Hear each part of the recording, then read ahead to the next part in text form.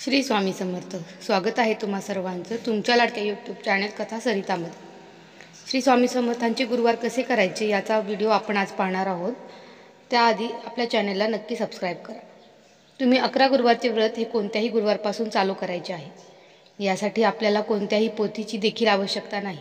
तर तुम्ही गुरुवारी पहाटे लवकर उठून स्वच्छ स्नान करून देवघरासमोर स्वामींच्या मूर्तीसमोर बसायचे आहे। दिवा अगरबत्ती आपली विधिवत दररोजची देवपूजा आहे ही देवपूजा करून घ्यायची।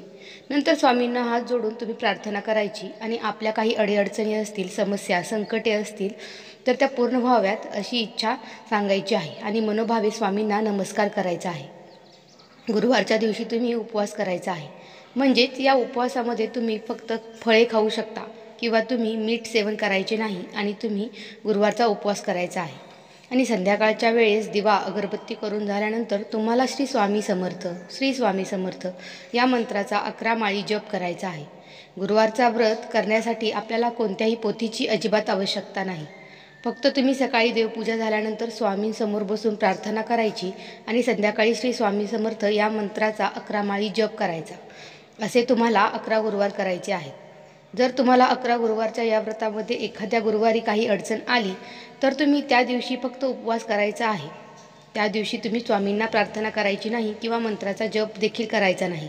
फक्त त्या दिवशी तुम्ही उपवास करायचा आणि तो गुरुवार हा 11 गुरुवार या व्रतामध्ये अजिबात धरायचा नाही।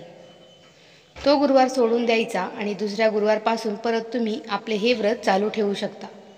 असे तुम्हाला सलग 11 दिवस करायचे आहे आणि स्वामींना या गुरुवारच्या व्रतामध्ये कोणत्याही प्रकारची अडचण येऊ नये आणि हे माझे व्रत पूर्ण व्हावी अशी प्रार्थना देखील करायची आहे। जर तुम्ही हे 11 गुरुवारचे व्रत अगदी मनोभावे केले तर यामुळे तुमच्या ज्या अडचणी आणि मनातील इच्छा असतील, समस्या असतील या स्वामी महाराज देखील नक्कीच दूर करतील। तुम्हाला देखील स्वामी समर्थांचे अनुभव येतील। तर अशी ही स्वामींचे तुम्ही 11 गुरुवारचे व्रत अवश्य करून पहा। तुमच्या जीवनात सर्व अडचणी दूर होतील आणि इच्छा देखील स्वामी महाराज पूर्ण करतील।